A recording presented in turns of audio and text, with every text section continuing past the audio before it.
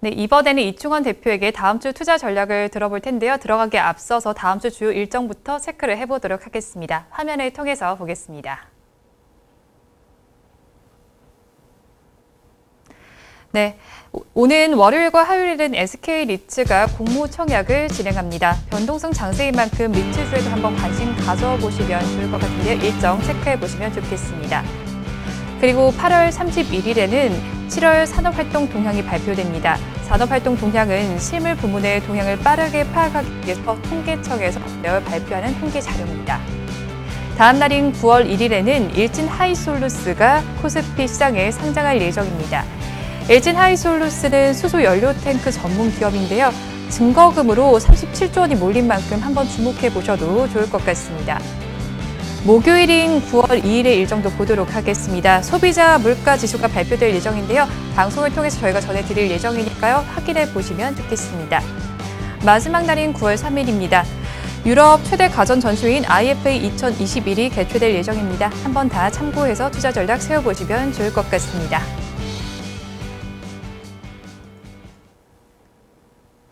그럼 대표님, 다음 주 투자 전략은 좀 어떻게 세워보면 좋을까요?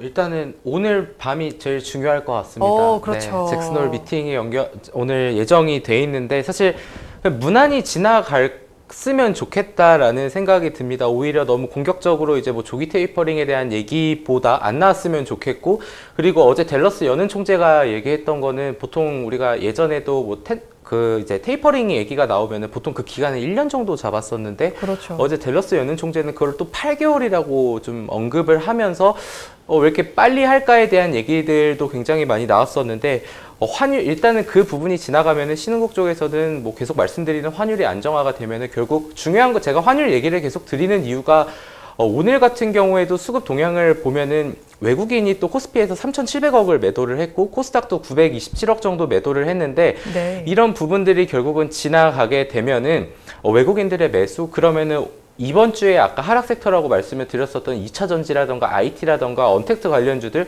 시총 상위에 있는 종목들이 올라갈 수 있는 여건이 마련되기 때문에 이런 부분들을 거듭 강조를 드리는 거고, 하지만 또 뭐 베스트 시나리오만 생각할 수는 없는 상황이겠죠. 그렇게 혹시나 좀 안 좋은 얘기들, 노이즈들이 나와서 다음 주에 혹시나 시장이 조금 조정이 나온다라고 가정을 했을 때에는 선택과 집중이 제일 필요하다라고 생각을 합니다. 보통 이렇게 상승장에서는 그렇게 포트폴리오를 압축을 할 필요가 없는 게 전반적으로 다 상승을 하기 때문인데, 조정이 나왔을 때는 거기에서 좀 이제 차별화가 나오고, 워렌 버핏이 했었던 유명한 말, 저번에도 한번 말씀을 드렸었는데, 이게 썰물이 되면은 그때 돼서야 이게 좋은 건지 안 좋은 건지 다 알 수 있다라는 얘기가 그렇죠. 있듯이, 조정이 나왔을 때는 이게 상대적으로 덜 하락하는 종목이 상승할 때 더 상승하는 경우가 많거든요. 그래서 혹시나 오늘 잭슨홀 미팅에서 굉장히 좀 안 좋은 얘기가 나와서 시장이 다음 주에 조정이 나온다라고 했을 때는 압축적으로 포트폴리오를 운영해 나가는 게 지금 상황에서는 예측의 영역보다는 대응의 영역으로 갈 수 있는 방법이 아닐까라고 생각하고 있습니다. 그러면 마지막으로 다음 주에 주목할 만한 탑픽은 어떤 걸로 좀 보시나요? 테이퍼링의 얘기가 나올 때마다 가장 좀 강하게 또 상승을 하는 게, 그리고 여전히 우리나라 시장에서 수급이 살아있는 거는 이런 바이오 관련주들의 네. 수급이 살아 있습니다. 오늘은 좀 셀트리온에 대해서 좀 말씀을 드리려고 하는데, 최근에 좀 좋은 모습들이 나오고 있습니다. 오늘 같은 경우에도 지금 29만 4,500원으로 오늘 3.5% 상승을 했었고, 좀 잘 봐야 되는 게, 이거는 지금 제가 수급을 좀 보자면은 이게 셀트리온의 한 달 누적인데요. 한 달 동안 외국인이 91만 주를 매수했고 기관이 92만 주를 매수를 했습니다. 특히 최근 오른쪽에 나오는 부분을 보자면은 연기금이 좀 가파르게 매수를 하고 있는 상황인데, 오늘 같은 경우에 연기금이 거의 9만 5천 주 매수하면서 기관이 22만 주를 매수하는 모습을 보였습니다. 단순히 수급을 말씀드리고자 하는 게 아니라, 이렇게 한 달 동안 박스권을 그려 나가는 사이에 개인들은 다 매도를 하고 있는데 외국인하고 기관은 이렇게 담아가는 모습, 그런 부분들을 좀 잘 봐야 될 것 같고, 코로나 백신 치료제 관련해서 일단은 셀트리온 같은 경우에는 항체 치료제인 레키로나주가 지금 좀 주목이 되고 있는 상황입니다. 미국과 유럽 진출에 지금 가시화에 임박이 되고 있는 상황이고, 이런 부분들이 최근에 나왔었던 게 백신 관련주로 보자면은 SK 바이오사이언스였죠.